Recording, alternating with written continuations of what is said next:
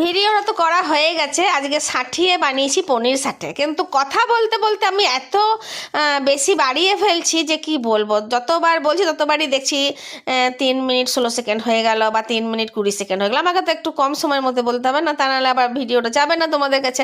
তো চলো তাড়াতাড়ি বলে নিই যে আজকে পনির সাথে বানিয়েছিলাম। কি করব বলো, নভেম্বর মাসে সমস্ত মানে পুজো তো সবই আগে পেরিয়ে গেছে, নভেম্বর মাসে আর কোনো পুজোই নেই। ফাঁকা ঘরে বসে আছি, কোনো বিয়েবাড়ি নিমন্ত্রণও আমার কাছে নেই যে একটু শাড়ি গয়না গাটি ঠিক করে একদিন ভোজ খেতে যাব। তো ভোজেরই একটা আইটেম পনির সাথে, সেটা সাঠিয়ে আজকে বানিয়ে নিলাম। কি করব বলো, খেতে ইচ্ছে করে না বলো, জিভ তো কিছুকে বাধা মানে না, জিভের লজ্জা লাগে না। যখনই যাই ঘটনা ঘটুক, জিভ কিন্তু খেতে মানে লোভ দেবেই খাবারের প্রতি।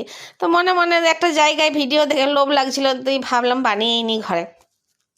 কিন্তু দেখো আমি অত শত নিয়মকানুন মেপে করিনি।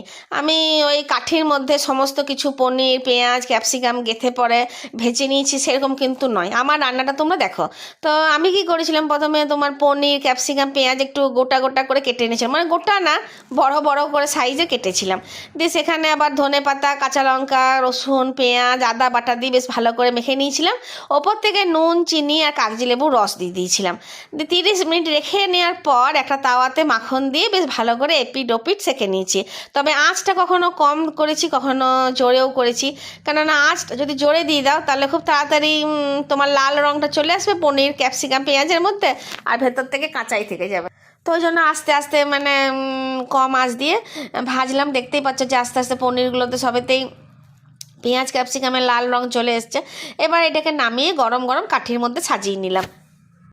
তাতে কি হবে, মনে করো আমি তো নাম তো বলছি পনির সাথে, এবার লোকজনদের কাছে এমনি শুধু দিয়ে দিলাম, তাহলে লোকরা কী বলবে যে মা জানে না বানাতে।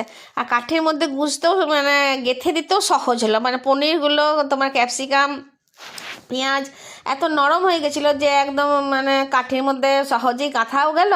আর সবাইকে যখন খেতে দিলাম তো সবার মধ্যে একটা ভোজবাড়ি বা বিয়ে বাড়ির মতন অনুভূতিও এলো। তো ওই জন্য এরকমভাবে সাজিয়ে নিয়েছিলাম। আর নিজের বেলাতে আর কাঠির মধ্যে গেঁথে নিইনি, ওই একটা ডিশের মধ্যে পনির ক্যাপসিকাম পেঁয়াজ সব কিছু নিয়ে খেয়ে নিলাম তাড়াহুড়ো করে, কারণ আরেকবার ভাতের রান্নার জোগাড়ও তো করতে হবে। এটা আমরা জলখাবারেই খেয়েছিলাম। তোমরা ইচ্ছা হলে রাতের বেলাতেও বানিয়ে খেতে পারো, বা কোনো বন্ধু বান্ধব এলো বা ঘরে কোনো ছোটোখাটো অনুষ্ঠান হলো এরকমভাবে বানিয়ে কাঠের মধ্যে সাজিয়ে পরিবেশন করতেই পারো। দেখতেও ভালো লাগবে আর মনে হবে সত্যি একটা খাবার খেলাম। আর ঘরোয়া পদ্ধতিতে যে রান্নাই করো না কেন সেটা তো সত্যিই খুব স্বাস্থ্যকর আর ভালোই হয় খেতে। তো আমার এই ভিডিওটা যদি ভালো লাগে তাহলে লাইক শেয়ার কমেন্ট করতে ভুলো না। আজকে আসি, কালকে একটা অন্যরকম রান্না নিয়ে আসবো ভাবছি, চিন্তা রেখেছি। ধন্যবাদ।